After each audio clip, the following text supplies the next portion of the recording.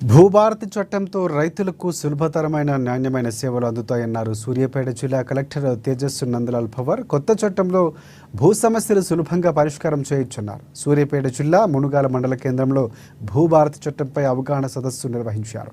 ప్రణాళికాబద్ధంగా గ్రామ సభల్లో రైతుల నుంచి అధికారులు సమస్యలు స్వీకరిస్తారన్నారు కలెక్టర్ తేజస్సు నందలాల్ పవార్. వారసత్వంగా నోటేషన్ ప్రక్రియ భూభారతి పోర్టల్లో నిర్దేశించిన నమూనాలు దరఖాస్తు ఎకరానికి 2500 రూపాయల నోటేషన్ ఫీజు దరఖాస్తు ప్రభుత్వం నిర్దేశించిన తేదీ నుండి భూమి సర్వే పట్టం కూడా జత చేయాలి.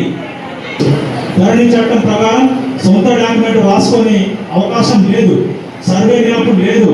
నోటేషన్ పై ఇక్కడ వచ్చిన మునుగాల మండల్ ప్రజలకి అందరికి భూభారతి చట్టం మీద, వాటికి సంబంధించి ఉన్న రూల్స్ మీద, అదేవిధంగా ప్రభుత్వం ఏ విధంగా గ్రామ స్థాయిలో వచ్చి భూ సమస్యలు పరిష్కారం చేయడానికి వచ్చే రోజులో ప్రణాళిక ఎట్లా ఉండబోతుంది, వాటికి సంబంధించి వారికి అన్ని విషయాలు చర్చించి గైడ్ చేయడం జరిగింది.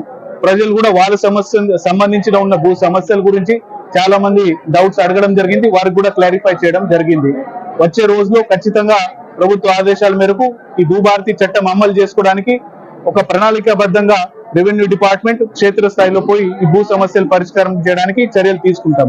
మీకు అందరికీ తెలుసు, భూభారతి చట్టంలో అది రికార్డు సవరణ కావచ్చు, లేదంటే అదే విధంగా మనకి ఏమైనా మిస్సింగ్ సర్వే నంబర్ ఉంటే ఓఆర్సీలు 3080 అమలు చేయడానికి ఉంటే, సివిల్ కోడ్ సంబంధించిన అంశాలు ఉంటే, ఏమైనా అపీల్ ఉన్న ఆర్డరు సవరణ మీద ఏమైనా అపీల్స్ ఉంటే ఆ అపీల్ పవర్స్ కూడా ఈ చట్టంలో రావడం జరిగింది.